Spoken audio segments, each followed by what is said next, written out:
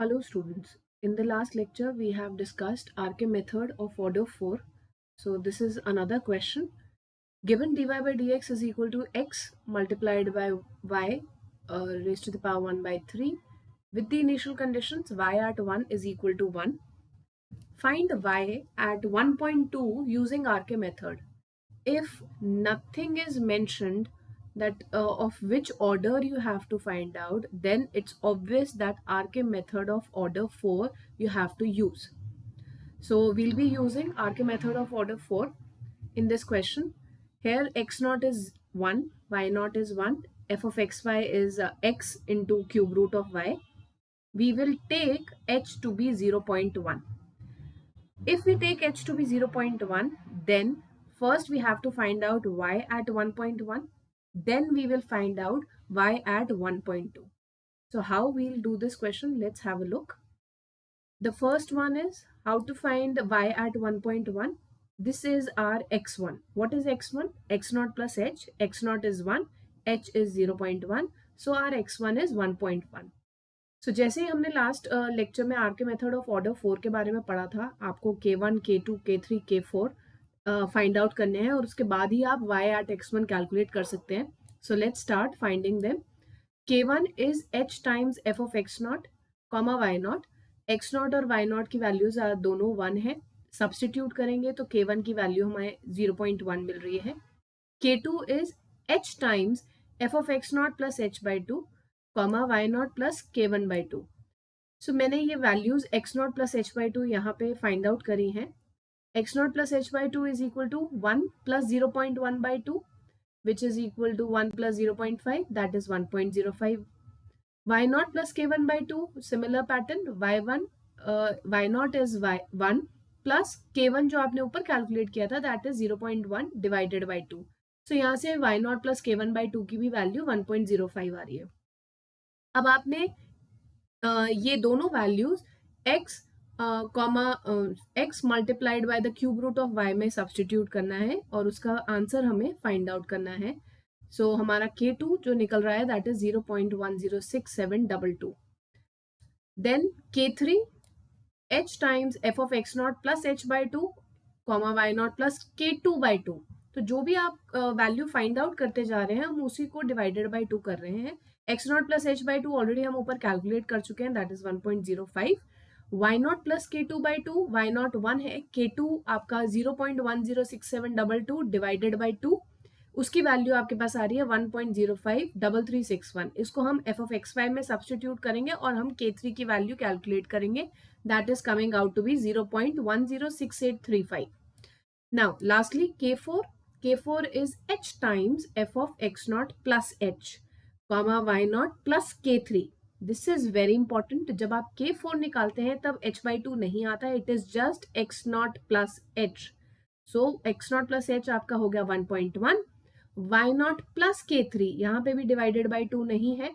सो जो K3 आपने ऊपर कैलकुलेट किया है दैट इज 0.106835, उसको हम y नॉट दैट इज 1 में ऐड करेंगे और इन दोनों वैल्यूज को f ऑफ एक्स वाई में सब्सटीट्यूट करके हम K4 कैलकुलेट करेंगे that is coming out to be 0.113786. Now y at x1 is coming out to be y naught plus 1 by 6 times K1 plus 2 K2 plus 2 K3 plus K4. अब जितनी भी values आपने calculate करी हैं वो सब इस फॉर्मूले में सब्सटीट्यूट करेंगे और हम y at x1 दैट इज y1 कैलकुलेट किया जो कि y at 1.1 is coming out to be 1.106817, जिसको मैं अप्रोक्सीमेटली 4 डेसिमल प्लेसेस पे 1.1068 लिख सकती हूँ. So this is our first approximation using the RK method of order 4. But हमें क्वेश्चन में second approximation that is y at x2 निकालना है. x2 हमारे पास है x1 plus h that is 1.2. सो हमें y at 1.2 निकालना है. ये सिमिलर बेसिस पे जो है निकालेंगे जैसे ऊपर हम फाइंड आउट कर रहे हैं, but the only difference would be कि आप यहाँ पे new K1, K2, K3, K4 find out करेंगे और आप y2 का फॉर्मूला अप्लाई करेंगे जो कि मैंने लास्ट लेक्चर में थ्योरी में बताया था. So let us see now in this to find out y at 1.2 we have x1 as 1.1, y1 जो हमने ऊपर कैलकुलेट किया that is 1.1068. f of xy remains the same, x into cube root of y. h also remains same, that is 0.1. अब हम पहले k1 find out करेंगे for the next part. k1 आपका different होगा इसमें h times f of x1 y1.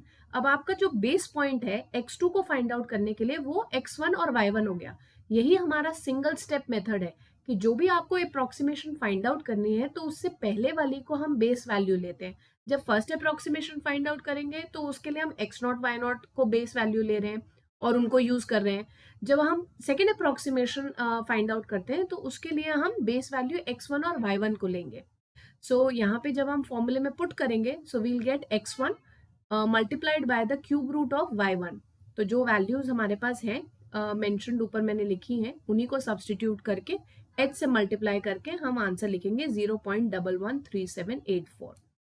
सो आप इसको up to 4 decimal places भी लिख सकते हैं and after that you can calculate the all the other k2 k3 k4, but the only difference would be her k2 k3 k4 में आप notice करेंगे कि अब आपका x नॉट नहीं है y नॉट नहीं है. Now we have x1 and y1 at each formula. So k2 is h times f of x1 plus h by 2 comma y1 plus k1 by 2 और इसकी k2 की वैल्यू हम calculate करेंगे 0.16829. Similar basis पे हम k3 find out कर रहे हैं that is h times f of x1 plus h by 2 comma y1 plus k2 by 2. What would be our k4? k4 हमारा होगा h times f of x1 plus h comma y1 plus k3. So this is our k4. सो सारी values calculate करी उसके बाद हम y2 y at x2 calculate कर रहे हैं that is coming out to be y1 plus 1 by 6 times k1 plus 2 k2 plus 2 k3 plus k4. सो एक और चीज जो आपने नोटिस करी होगी पहले जब हम y1 कैलकुलेट कर रहे थे तो वहां पे y नॉट था और बाकी जो ये टर्म थी वो सेम थी सेकेंड टर्म. बट इसमें जब हम सेकेंड अप्रोक्सीमेशन निकाल रहे हैं तो y नॉट की जगह y1 आएगा. इसका रीजन मैंने पहले भी एक्सप्लेन किया आपको. Second term remains the same, उसमें k1 k2 k3 k4 आपने ऊपर कैलकुलेट करे हैं. सो उनकी वैल्यू सब्सटीट्यूट करेंगे तो हमारे पास अब फाइनल जो आंसर आ रहा है that is coming out to be y at x2. So that is y at 1.2 which is 1.26009. अगर आप 4 डेसिमल प्लेसेस में लिखना चाहते हैं तो it would be 1.2601. So this is the end of RK method of order 4. In the next lecture, we'll be talking about modified Euler's method. Thank you so much.